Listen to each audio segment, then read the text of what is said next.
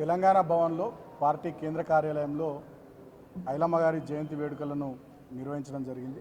ఈ కార్యక్రమంలో పెద్దలు మా శాసనసభ్యులు సోదరులు ముఠా గోపాల్ గారు, శాసన మండలి సభ్యులు సోదరులు రవీందర్రావు గారు, అదేవిధంగా మా పార్టీ సీనియర్ నాయకులు సోదరులు ఆర్ఎస్ ప్రవీణ్ కుమార్ గారు, అదేవిధంగా సోదరులు సీనియర్ నాయకులు దేవిప్రసాద్ గారు, ఇంకా చాలామంది మాజీ కార్పొరేషన్ చైర్మన్లు సీనియర్ నాయకులు అందరూ కూడా ఈ కార్యక్రమంలో మా రావుల చంద్రశేఖర్ రెడ్డి గారు అందరూ కూడా పాల్గొనడం జరిగింది.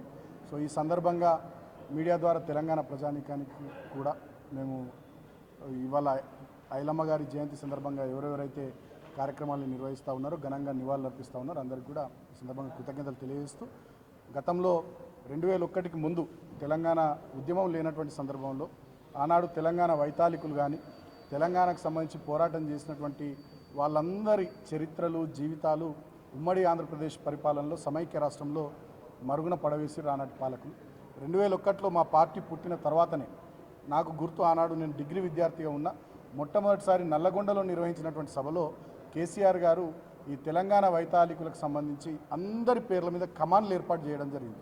దాంట్లో చాకల ఐలమ్మ గారిది కమాన్, సర్వాయ్ పాపన్న కమాన్, షేక్ బందగి కమాన్, దొడ్డి కొమరయ్య కమాన్, షోయబుల్లా ఖాన్ కమాన్, తురేబాజ్ ఖాన్ కమాన్, ఇట్లా చాలామంది తెలంగాణ వైతాళికులై కమాన్లు ఏర్పాటు చేయడం జరిగింది. సో అట్లా తెలంగాణ చరిత్రను, తెలంగాణ పోరాట వీరుల్ని తెలంగాణ సమాజానికి ప్రపంచానికి గుర్తు చేయాలనేటటువంటి ఆలోచనతో ఆనాడు ఉద్యమంలో భాగంగా కేసీఆర్ గారు చాలా విస్తృతమైనటువంటి ప్రచారం అందరికి తీసుకురావాలనే ప్రయత్నం చేశారు.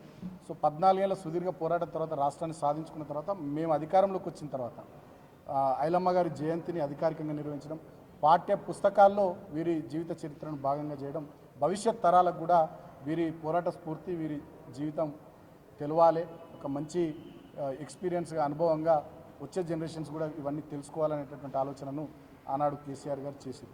మరి ఐలమ్మ గారి జీవితం ఏంది, వారి జీవితంలో చేసినటువంటి పోరాటం ఏంటంటే, ఆనాడు దొరలు విష్ణూరి రామచంద్రారెడ్డి గారు ఆనాటి దేశ్ముఖ్లకు వ్యతిరేకంగా జరిగిన పోరాటంలో ఆమె ముందు వరుసలో నిలబడి పోరాటం చేసింది.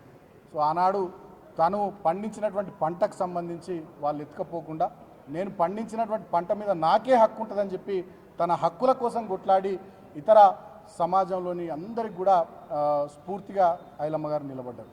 సో అదేవిధంగా తెలంగాణ ఉద్యమంలో కూడా బడుగు బలహీన వర్గాలు, దళిత గిరిజన వర్గాలు, అన్ని వర్గాల వాళ్ళు కూడా కేసీఆర్ గారి నాయకత్వంలో తమ హక్కుల కోసం పోరాటం చేసి రాష్ట్రాన్ని తెచ్చుకున్న రాష్ట్రంలో కేసీఆర్ గారి నాయకత్వంలో 10 సంవత్సరాలకు పైగా మంచి పరిపాలన జరిగితే, మళ్ళీ ఇవాళ నయా దేశ్ముఖ్ల పాలన కాంగ్రెస్ నేతృత్వంలో రేవంత్ రెడ్డి నాయకత్వంలో వచ్చిన తర్వాత మొత్తం తెలంగాణ మళ్ళీ 10-20 సంవత్సరాలు వెనుకకు పోయేటటువంటి పరిస్థితులు ఇవాళ తెలంగాణలో తయారు కావడం నిజంగా ఉద్యమకారులుగా, తెలంగాణను తెచ్చిన పార్టీగా, తెలంగాణ కోసం పరితపించిన బిడ్డలుగా ఇవాళ మా అందరి గుండెలకు ఎంతో గాయాన్ని ఈ సంఘటనలు ఇస్తూ ఉన్నాయి. ముఖ్యంగా ఈ హైదరాబాద్ దీన్ని విశ్వనగరంగా కేసీఆర్ గారు, కేటీఆర్ గారు ముందుకు తీసుకొని పోతే దీన్ని ఒక విద్వేష నగరంగా, విషాద నగరంగా ఇవాళ తీర్చిదిద్దే పరిస్థితి ఈ కాంగ్రెస్ ప్రభుత్వంలో రేవంత్ రెడ్డి నాయకత్వంలో జరుగుతూ ఉంది. మనం చూసినాం, మొన్న వీడియోస్ కొన్ని వచ్చినాయి. నోమా ఫంక్షన్ హాల్ ముందు కస్తూరిబాయ్ అని చెప్పి వాళ్ళ తల్లి కొడుకు లేదు చెప్పుల షాప్ పెట్టుకుంటే నిర్దాక్షిణ్యంగా బుల్డోజర్తో చెప్పుల షాపును తీసేసింది.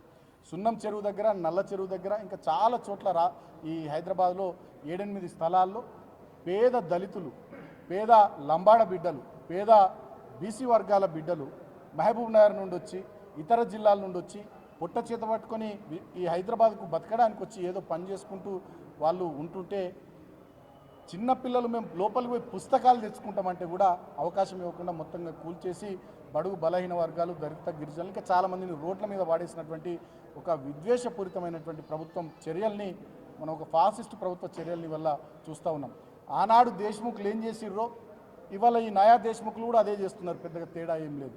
కాబట్టి ఆనాడు ఐలమ్మ గారు ఏ రకంగానైతే దేశ్ముఖ్ల మీద పోరాటం చేశారు, ఇవాళ మరో పోరాటానికి ఈ నయా దేశ్ముఖ్ల మీద తెలంగాణ సమాజం తిరగబడడానికి సిద్ధం కావాలి. ఎందుకంటే వాళ్ళు ఇచ్చిన 6 గ్యారంటీలు లేవు, వాళ్ళు ఇచ్చిన డిక్లరేషన్లు లేవు, వాళ్ళు చెప్పిన రుణమాఫీ లేదు, రైతు భరోసా లేదు, 4000 పెన్షన్ లేదు, ఏ కార్యక్రమం లేదు. ఏ ఒక్క వర్గానికి 2 లక్షల ఉద్యోగాలు అన్నారు, విద్యార్థులను ముంచిండ్రు. పిఆర్సీలు, డిఏలు అన్నారు, ఉద్యోగులను ముంచిండ్రు. సింగరేణి కార్మికులకు లాభాల్లో వాటా గత ప్రభుత్వాల కంటే ఎక్కిస్తామన్నారు, దాన్ని సగానికి తగ్గించారు. మేము 32% ఇస్తే వాళ్ళ 16% ఇచ్చి సింగరేణి కార్మికుల నోట్లో మట్టి కొట్టిరు. రైతులకు రైతు భరోసా లేదు, పండించిన పంట కొనేటోడు దిక్కులేడు, చక్కగా కరెంట్ వస్తలేదు. పరిశ్రమలన్నీ తరలిపోతూ ఉన్నాయి. ఫాక్స్కాన్ గతంలో కేటీఆర్ నాయకత్వంలో తెలంగాణకు వస్తే ఇవాళ తమిళనాడుకు పోయింది, ఇంకో పరిశ్రమ గుజరాత్కు పోయింది. సో అన్ని వర్గాలకు సంబంధించి ఇవాళ వీళ్ళ పరిపాలన చాలా దారుణంగా ఉంది. కాబట్టి మరో పోరాటానికి మనం సిద్ధం కావాలి.